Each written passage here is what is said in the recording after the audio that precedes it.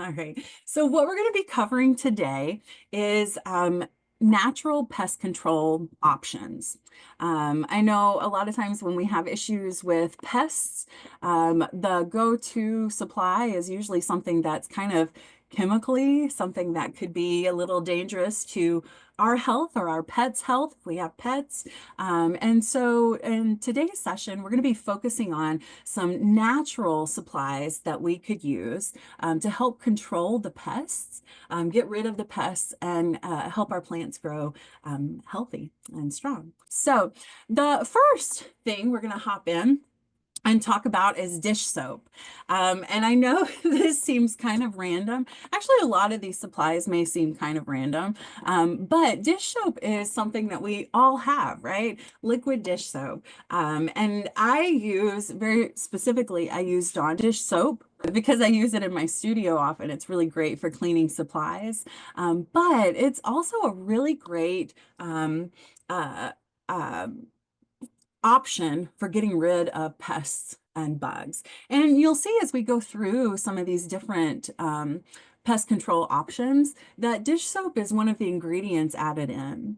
And so I have on the slide in the handouts just different kind of recipe like measurements to start, and we're just going to kind of go through that, but I'll be talking about some other tips on using each of these supplies as well.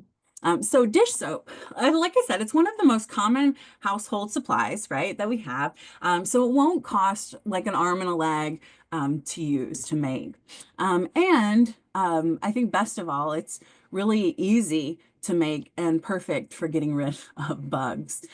So to use dish soap, you'll get a bowl and you'll mix in 1.5 teaspoons of liquid dish soap with 1 quart of water. Mix that in and then pour it into a spray bottle and spray the surface of your plant. Now you can spray the underside of the leaves, the top of the leaves, stems, buds, blooms. You can spray all of that and it won't harm the plant. And you'll want to spray it every like week or 2 weeks until you've gotten rid of your pests. Now, you want to cover the top and bottom of your leaf with the spray and use it, and this is important, using it either first thing in the morning or in the evening. Don't spray in the middle of the day when plants are exposed to like heat and direct sunlight, because that can cause some issues with the plant. So doing it first thing in the morning or in the evening is kind of a better way, a better time to do that. And you want to make sure that you're not using a dish soap that has bleach in it, because bleach is harmful to plants. And so we don't want to use a dish soap that has bleach on it. So just a gentle, kind of mild dish soap is good. Like I said, I use Dawn, but that's only one option. You can use several others as well. Palmolive, Ajax, they're all really good. But dish soap, our dish soap spray, is really good to get rid of pests like aphids, mites, beetles, and white flies. Dish soap is just really good, one, to have on hand for other things, but also really good for getting rid of pests. And as you'll see, as we're going through this, dish soap is something that gets added to a lot of these other supplies to get rid of pests. So just having dish soap and using dish soap is good anyway. The second one I want to talk about is vegetable oil. Now, vegetable oil is second on this list, and it's because all of us have some form of vegetable oil, right? Whether it's olive oil, sunflower oil, like regular vegetable oil that you can get. We have some form of vegetable oil, and every vegetable oil is helpful. There's some vegetable oils that are better. Using like, I think if you look at research, cottonseed oil is like the best, the most effective. But avocado oil, like all that, that's good too. Olive oil is good too. So whatever vegetable oil you have, you can use. It's the combination and you want to combine it with dish soap. And you're going to use it the same way you do the dish soap, basically. And that combination of dish soap and vegetable oil kind of coats the insect's body and makes it hard for them to breathe. So it's kind of like tragic a little bit in how it gets rid of the pests, but it does get rid of the pests and it saves your plant. Now, to use the recipe basically for making a vegetable oil spray is about 1 cup of vegetable oil and 1 tablespoon of dish soap.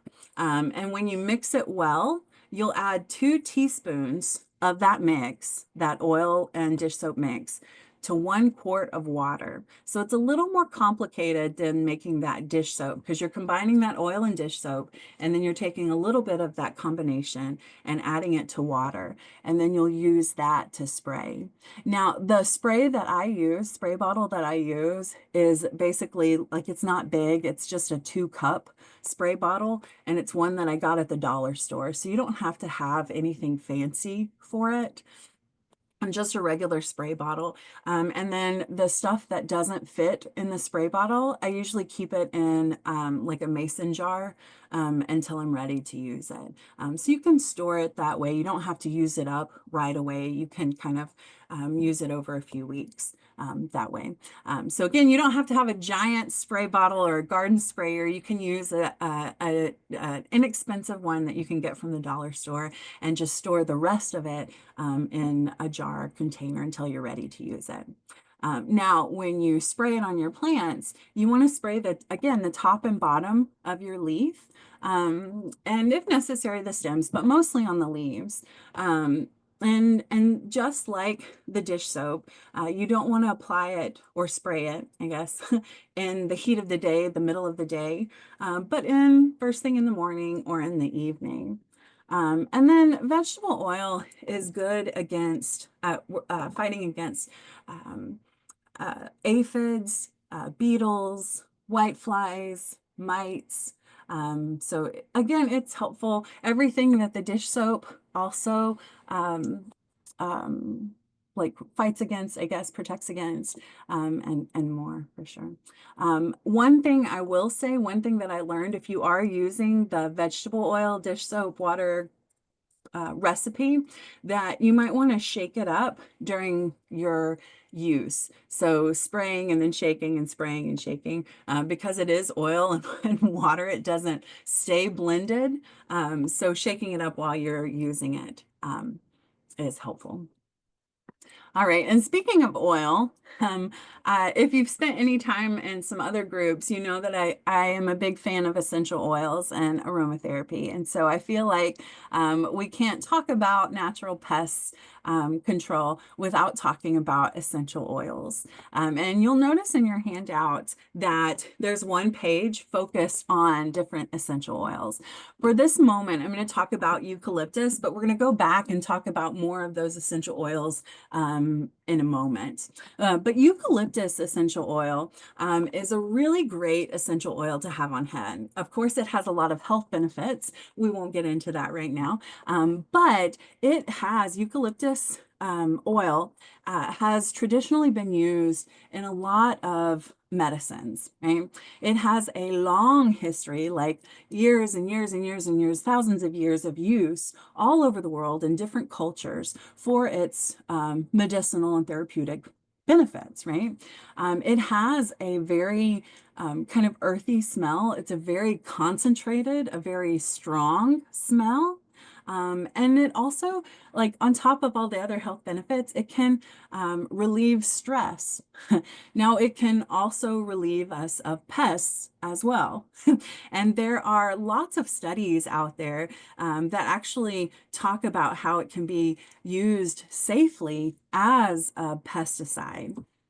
It can be used in a few different ways. The recipe that I have on the screen and in the handout is on repelling pests. And so many pests, many insects, many bugs, like ants specifically, avoid strong smells like eucalyptus. And so if you are using eucalyptus, it's because of how concentrated that aroma is. That's the main reason bugs stay away from it. And so to create a simple spray, you can mix about 1/4 teaspoon of eucalyptus essential oil and 1 cup of water.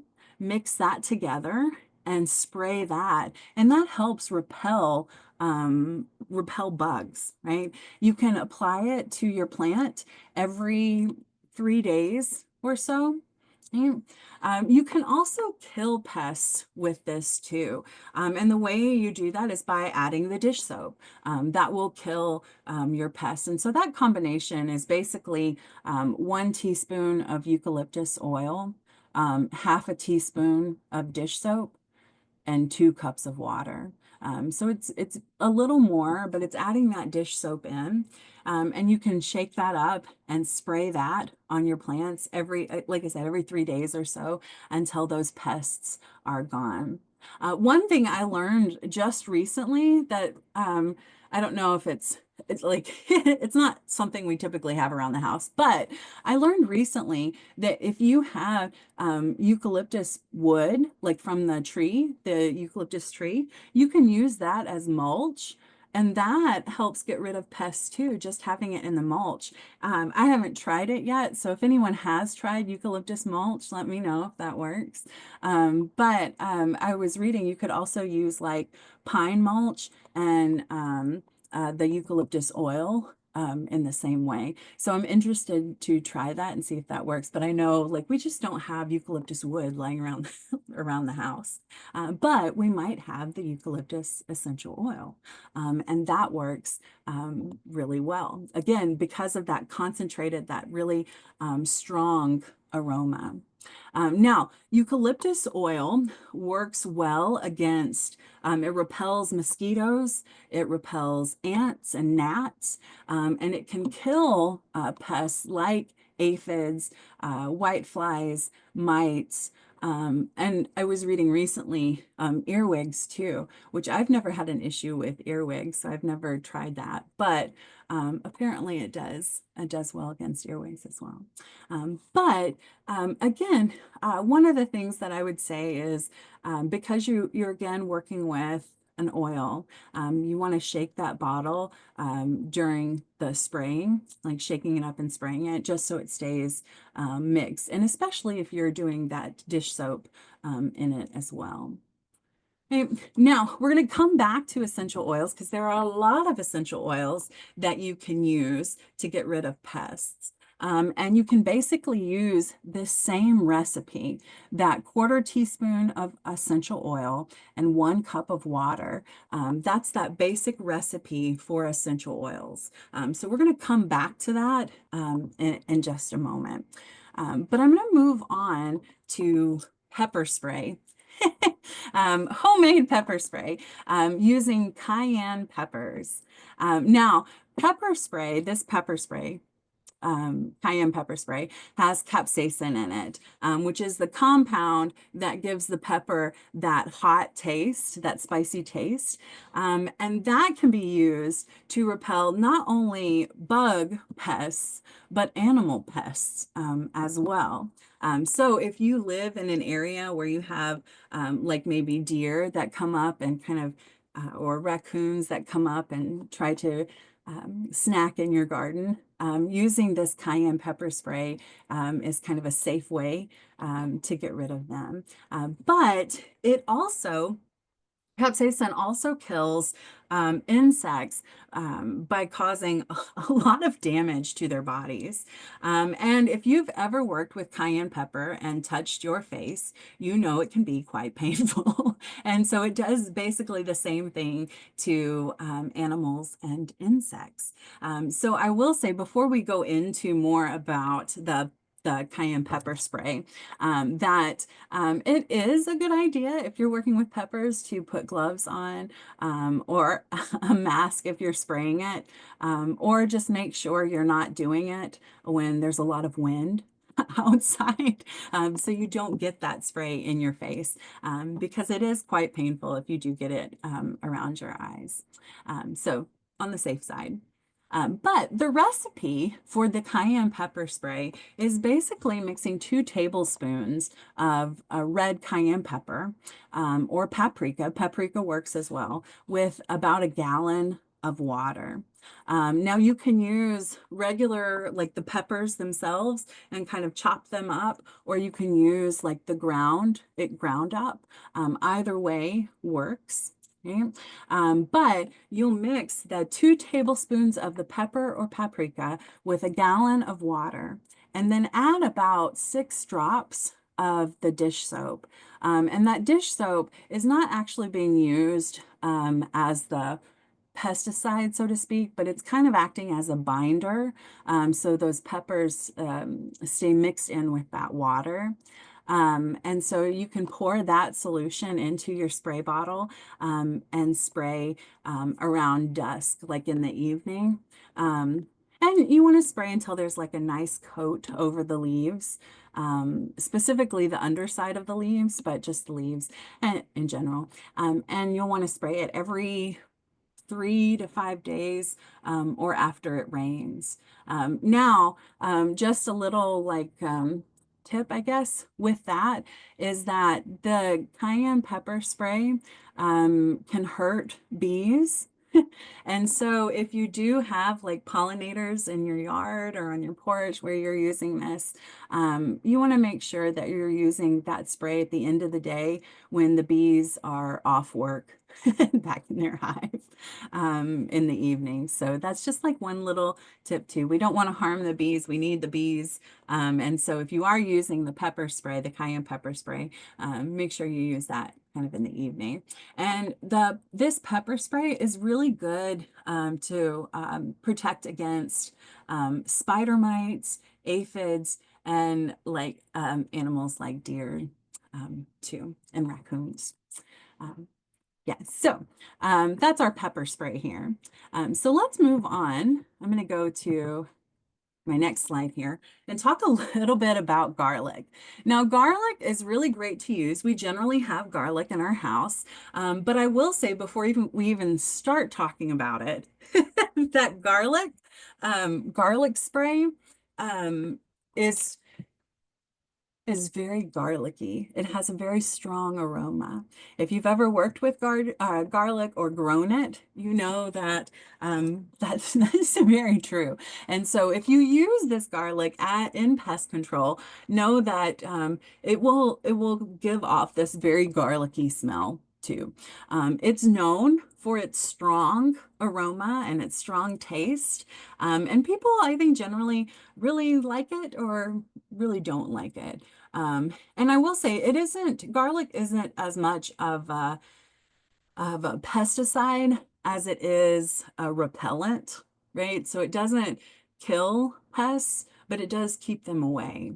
And I think part of that is that strong smell, like we were talking about with the essential oils. When you have something that's really concentrated, really strong in fragrance, it tends to keep pests away, and people away too, but that's a side note. But anyway, the important thing about garlic is that it works. It's just really strong. So you can plant garlic around your vegetable garden or scrap garden, and just planting it can work as a repellent, because even when you're not slicing into it, even just having it growing, it's a really strong fragrance. And so just growing it around your vegetables, herbs, or growing it in the same container with them can work as a repellent. Or you can make a garlic spray. And this is probably, out of all the recipes that we're kind of going through, that garlic spray is probably the most involved to make.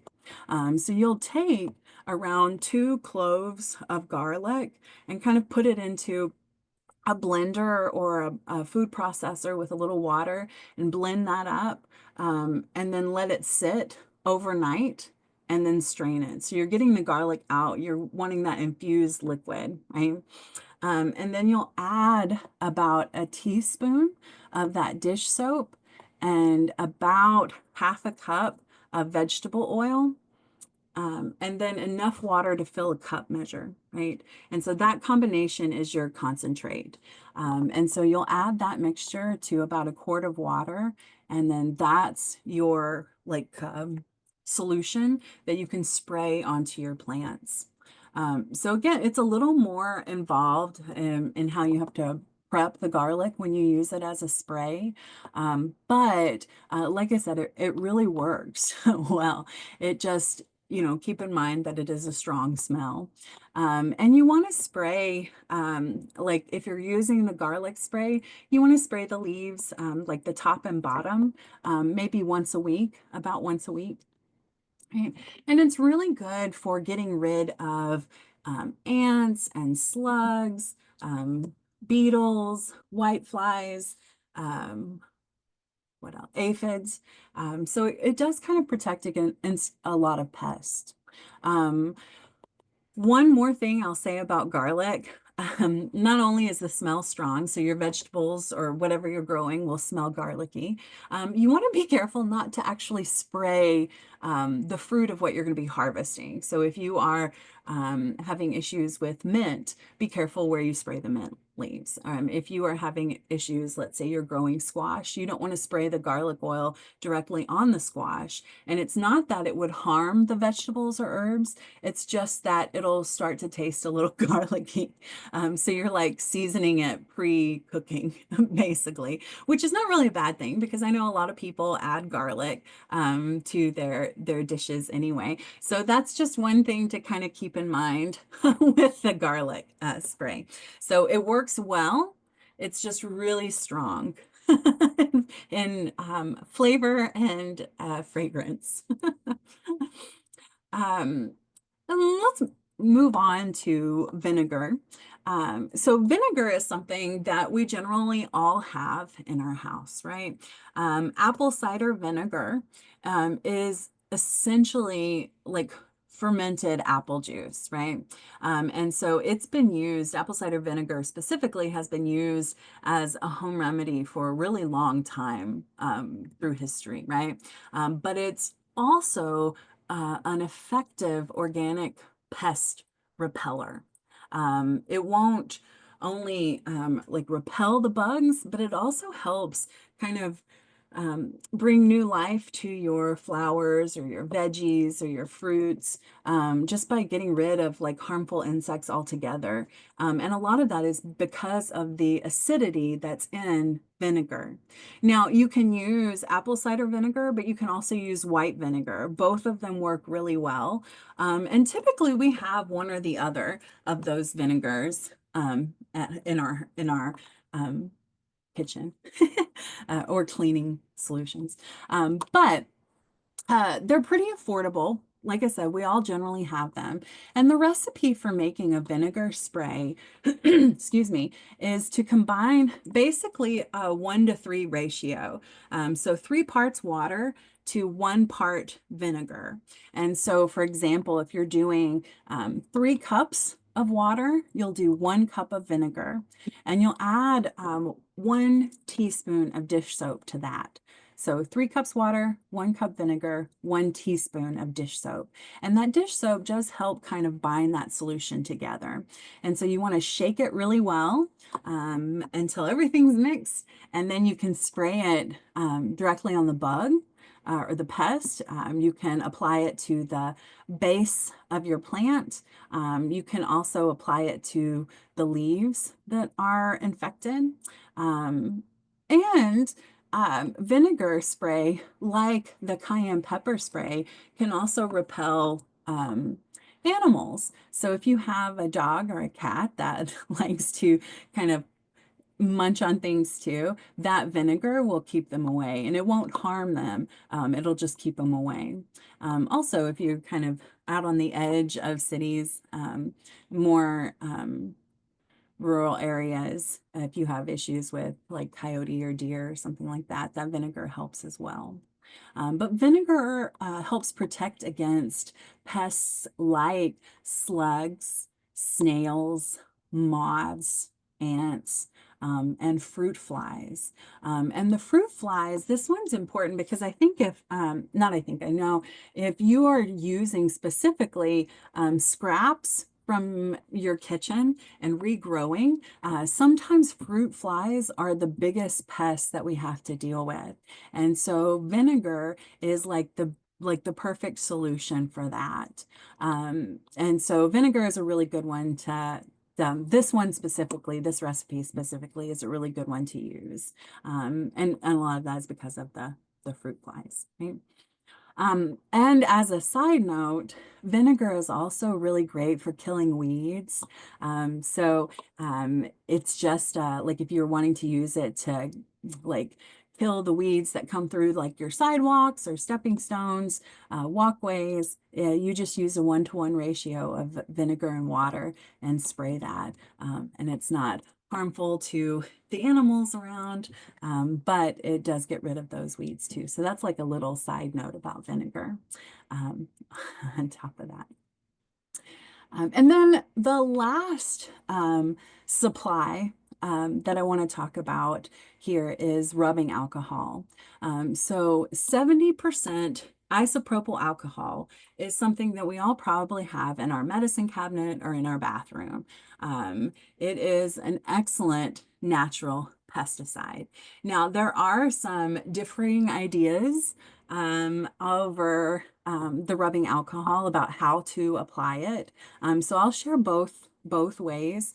The one that's on the handout is the way that I have found most success using rubbing alcohol. And I think most of the people that I've talked to have found success this way. But I'll share both ways too.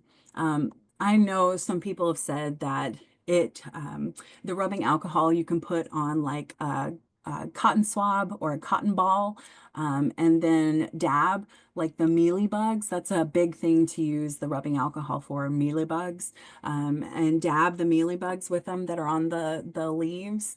And so it does work, right, for the mealy bugs that you can see.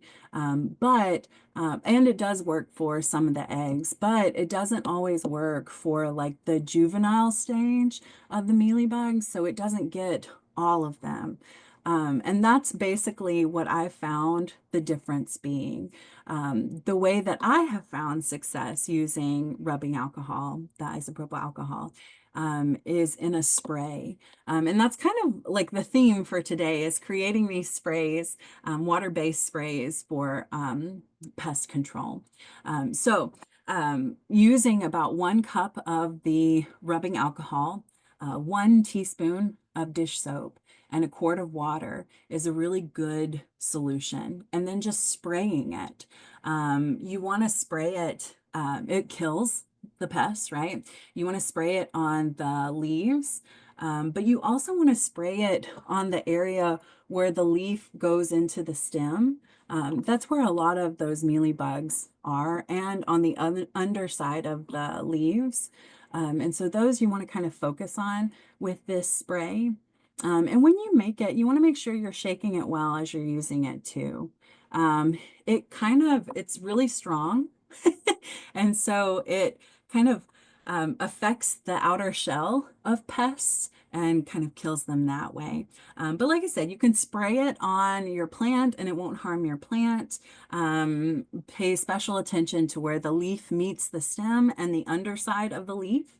Most pests hide there. And that rubbing alcohol is good. This spray is good against aphids and whiteflies, but specifically mealybugs. And it's most successful, most effective against adults, but it can work too on like the eggs and pupa of the mealybugs as well. So there are other natural pest supplies that you can use that we generally have in our house that we can use, but this is a good kind of starting place. And like I said, I have found success with several of these and used a couple of these are kind of my go-tos to get rid of certain bugs and pests that affect my gardening. So those are some of the pest control sprays. I want to go back and talk just for a moment about essential oils. Earlier, we talked about eucalyptus essential oil and how that is effective against ants and gnats, and it kills aphids and whiteflies and mites. Eucalyptus also gets rid of mosquitoes, which is really nice and helpful during the summer. So just like caveat there. But there are lots of essential oils that you may have that can help protect our gardens against pests. Not only are these essential oils helpful, but you can also plant some of these in your garden or around your garden, and it can help do the same. So if you're using the essential oil solution, you'll want to do the same recipe basically for the eucalyptus. You'll want to do that recipe for all of these essential oils. And you can see, and all these are on the handout too, excuse me, but you can see each of these essential oils have specific pests that they get rid of, and there's a lot of overlap. So you don't have to have all of these essential oils, but it is helpful. I would say if you only have like one or two essential oils that you use, peppermint should be one of them. Peppermint is just like eucalyptus. Peppermint is a really concentrated, really strong essential oil. It has a ton of health benefits. And so it's good for our body, but it's also good for getting rid of pests. And a lot of that is its strong fragrance. And so I have had a lot of success using peppermint to get rid of things like spiders and ants and flies. They don't like that peppermint. I've also heard people use peppermint to get rid of things like roaches too. So it's kind of helpful that way as well, although roaches don't really affect our garden as much. But these listed here are the ones that you may run into in your garden, right?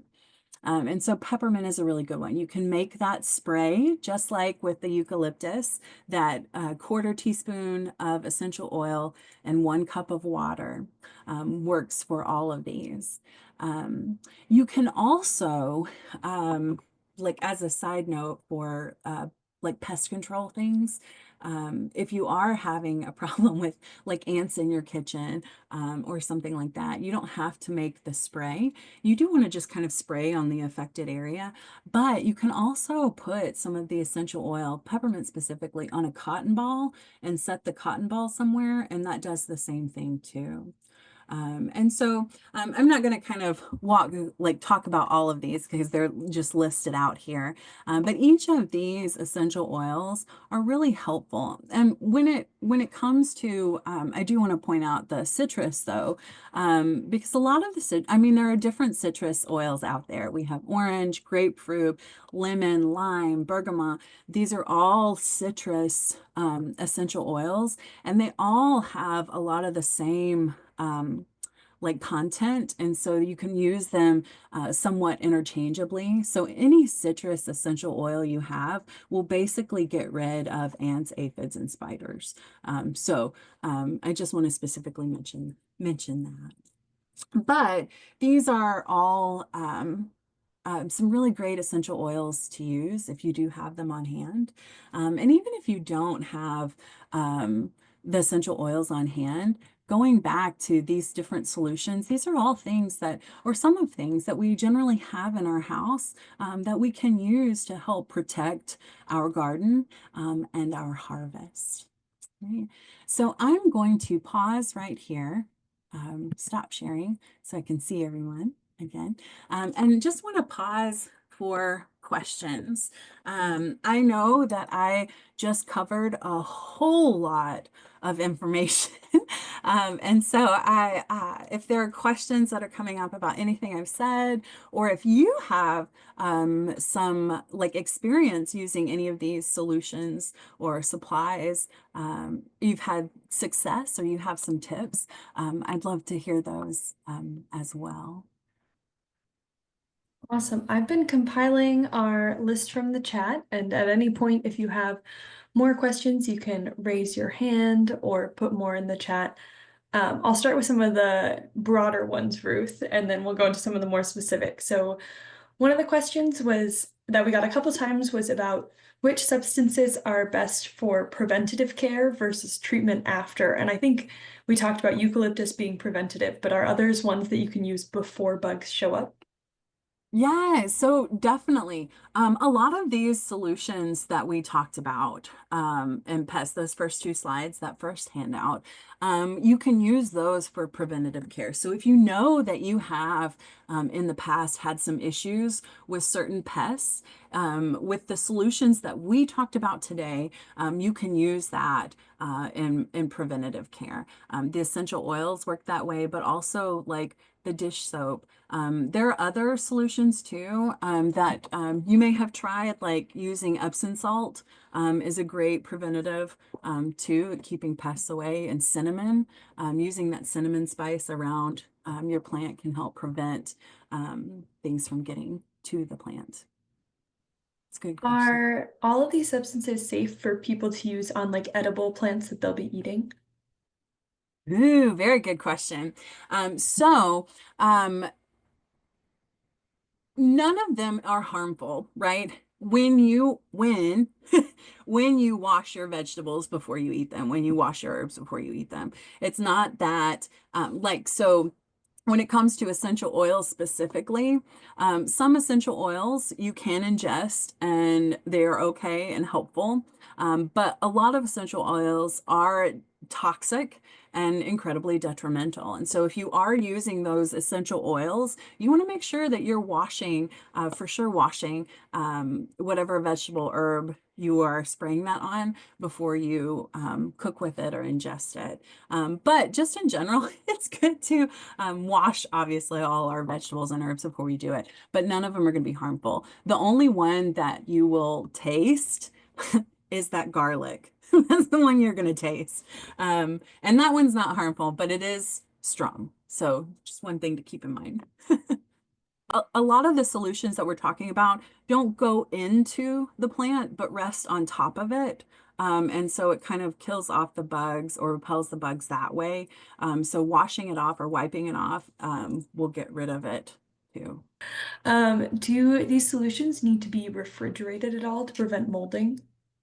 Ooh, a great question. So generally, a good rule of thumb when you are making solutions, either solutions like this or just like using any type of aromatherapy in general, it's good to keep airtight containers and in a cool, dark space. So either in a pantry in an airtight container, or keeping it in the fridge in an airtight container. That way it'll last longer. You'll go through with these solutions, you make these recipes, you'll go through them in like a couple weeks. So they're not going to like you won't have them for like months and months. So you'll go through them pretty quickly. But to just keep them good and ready to go, potent, keeping them in an airtight container in a cool, dark space is a good rule of thumb. Awesome. Let's move. So I have a couple eucalyptus related questions. One person was wondering if you can spray eucalyptus, like the oil water mix, on a sun hat or other clothing to repel bugs. Yes. Yes, you definitely can. Because especially if you're using that water eucalyptus blend where you're not adding the dish soap, but using that water and eucalyptus, you can spray that on your clothes, on your sun hat, and it'll still protect. That water makes it is acts like a carrier oil. So it dilutes the eucalyptus oil enough that it won't harm your skin if you put it on your skin. So it dilutes it enough that you could even spray it on yourself. Is eucalyptus safe around pets?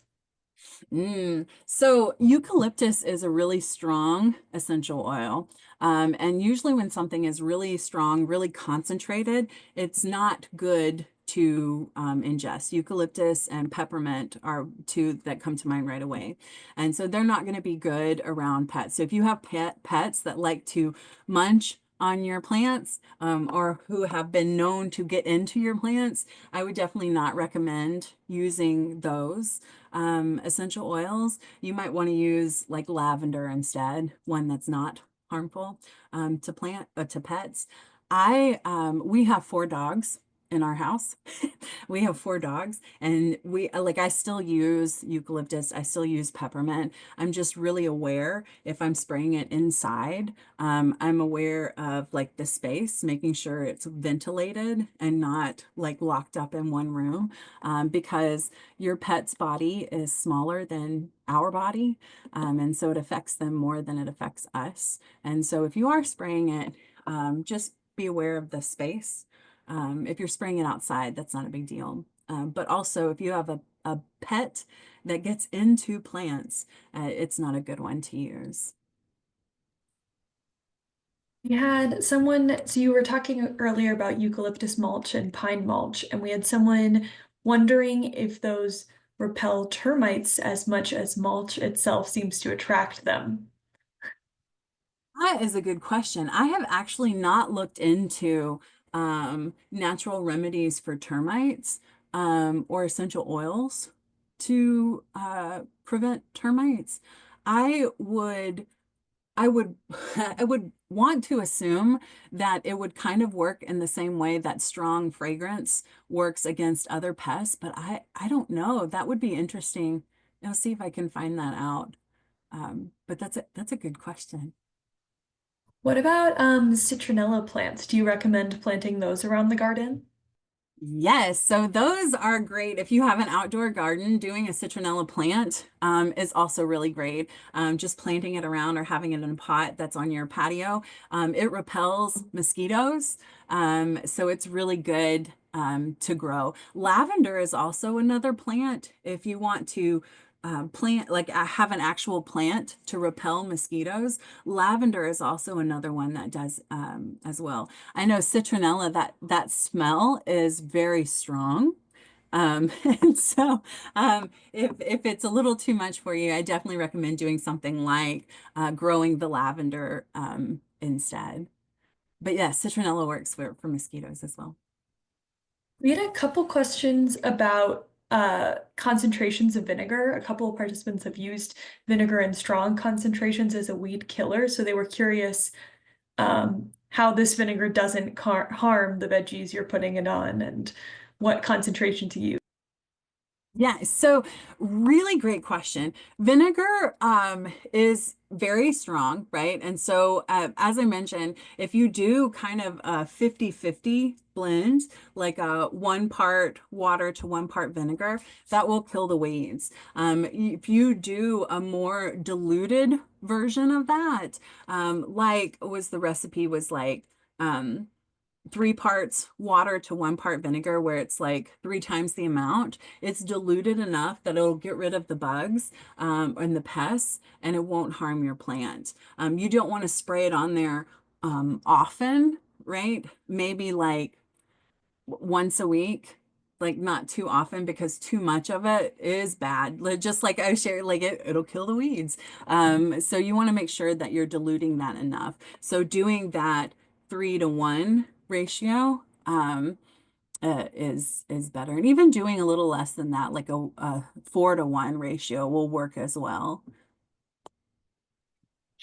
We've had a great conversation going in the chat about slugs and all the methods to get rid of them, but we also had two questions about other specific bugs that I don't think we touched on. We had one participant wondering about box elder because they have boxwood bushes that they would prefer to not get rid of. And another participant wondering about fungus flies. I did a bit of research. They seem to be pretty difficult to get rid of too, but Yeah. So I haven't had any experience with the box flies, but so I can't speak to that, but I can definitely do a little research, and come back with that one. Let me write a note. Yeah, fungus flies are really, they're hard to get rid of. That alcohol can work. I don't know if you found anything different on your research, your quick research, Laura. The best recommendations I could find were using like the sticky traps to try Mm. to catch them, and also someone dissolved the stuff you dissolve in a bird bath to keep mosquitoes away. They dissolve that in the water they use to water it. So those aren't the most natural solutions, but it seems like lots of natural solutions work a bit, but it's a pretty tricky one. And then we have a couple more specific questions still. One person asking if rubbing alcohol was good on lettuce, like romaine lettuce and other vegetables. So, good question. And I am hesitant to say yes. I think if you are wanting to spray it on like cabbage, that one's a little different because it's kind of like the leafy leaves. I started that sentence without thinking of it in the leafy part. Um, you could do the rubbing alcohol. It may be better to do like a salt spray or something like that on it instead of the alcohol. And if you're doing salt, you know, I mentioned earlier, it's not on our list, but salt, Epsom salt is a really great preventative to use for your plants. Too in your garden, and you can also make a spray, and it helps get rid of slugs, which we talked about, the conversation that was going on, issues with slugs. That salt spray gets rid of slugs, but it also gets rid of like beetles and cabbage worms. So the salt is probably a better route with cabbage specifically. And if you're doing a salt spray, you can do like half a cup of salt with a gallon of water. And use that half a cup of salt with a gallon of water and use that to spray. And you can also put a little Epsom salt like just around the outside of your plant, and it prevents things from getting to your plant as well. And if you're using that salt spray, Epsom salt spray, or putting the salt around the base of your plant, it also gives your plant magnesium, which is really good for that our plants need that. So the salt is a good one. I should have added that now that I'm talking out loud. The salt should have been added in there. But that Epsom salt is a really great solution.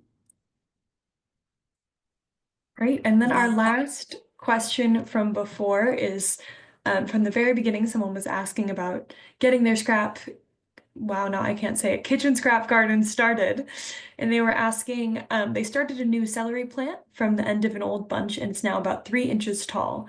And they're curious, do they leave it in water or transfer it outside into soil now? So if it's about 3 inches tall, that's a good time to go ahead and transfer it to soil. You can keep it inside if you have a really sunny window or a plant light, or you can take it outside. That's good as well. But if you're about 3 inches new growth, then that's a good time to put it in that soil. Put it in a pot. One thing I want to mention is one thing you'll hear a lot, or you'll see a lot in stores as well for like pest control in gardens is, or house plants too, is neem oil.